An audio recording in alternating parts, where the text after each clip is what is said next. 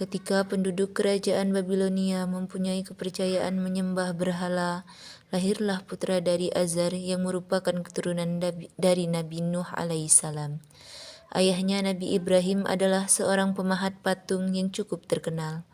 Saat masih kecil, Nabi Ibrahim membantu menjual patung buatan ayahnya. Karena sering berkeliling menjual patung, Nabi Ibrahim pun bertanya-tanya, "Wahai ayahku, apakah engkau percaya bahwa semua patung yang dibuat ini adalah Tuhan yang pantas?" Namun ayah Nabi Ibrahim tidak mau menjawab dan tetap membuat berhala. Kejadian ini terdapat di dalam surah An'am ayat 74. Kerajaan Babilonia pada saat itu dipimpin seorang raja yang bernama Namrudz bin Kan'an. Pemerintah yang dijalankannya adalah kekuasaan yang mutlak, yang membuatnya menjadi raja yang kejam. Apapun yang diperintahkannya harus ditaati dan harus dilaksanakan tanpa ada pertimbangan dari siapapun. Setelah dewasa, Nabi Ibrahim mulai menyebarkan ajaran Allah Subhanahu wa Ta'ala.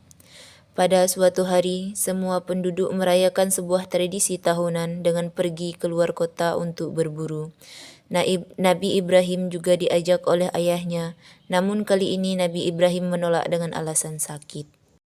Nabi Ibrahim kemudian pergi untuk menghancurkan patung-patung berhala yang berada di tempat ibadah dengan menggunakan sebuah kapak. Semua patung-patung berhala dihancurkan tanpa ada yang tersisa kecuali patung yang besar. Nabi Ibrahim meletakkan kapaknya di depan patung tersebut. Ketika para penduduk kembali, mereka sangat terkejut melihat patung sesembahannya hancur berkeping-keping. Mereka akhirnya mencurigai seseorang yang tidak ikut dalam acara perayaan tersebut. Dipanggillah Nabi Ibrahim untuk diadili, yang disaksikan oleh seluruh penduduk Babilonia. Dalam keadaan ini, Nabi Ibrahim mulai berdakwah secara terang-terangan. Dalam pengadilan itu, terjadilah percakapan antara Nabi Ibrahim dan Raja Namrudz. Diawali dengan Raja Namrudz yang bertanya kepada Nabi Ibrahim, "Siapakah yang menghancurkan patung-patung ini?" Nabi Ibrahim menjawab, "Bukan aku.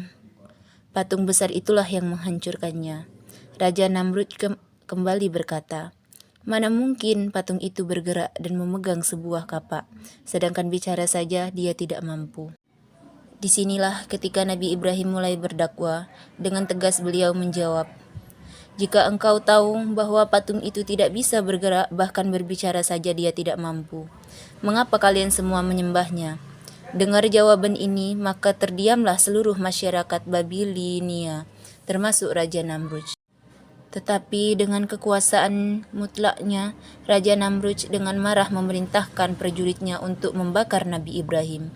Dalam keadaan yang demikian, Nabi Ibrahim tetap tenang dengan memohon pertolongan kepada Allah Subhanahu wa Ta'ala. Sebuah tiang yang kuat didirikan sebagai tempat Nabi Ibrahim diikat dan dibakar. Setelah kayu sudah siap mengelilingi Nabi Ibrahim, diselutkanlah kayu itu dengan api. Atas perintah Raja Namrudz, api itu dengan cepat mulai membesar.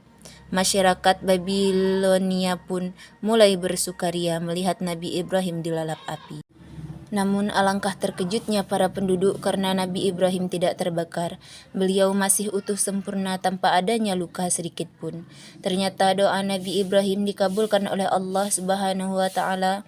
Beliau bermohon agar diselamatkan dari api yang besar dan menyala. Pernyataan ini terdapat di dalam Al-Quran surah Al-Anbiya ayat 69. Maka selamatlah Nabi Ibrahim dari kobaran api yang sangat besar sehingga penduduk menjadi takjub terhadap mukjizat Nabi Ibrahim. Mereka kemudian mulai mengikuti ajaran Nabi Ibrahim dan hanya menyembah Allah Subhanahu wa Ta'ala. Demikianlah cerita Nabi Ibrahim alaihi salam yang tidak luka sedikit pun meski terbakar api.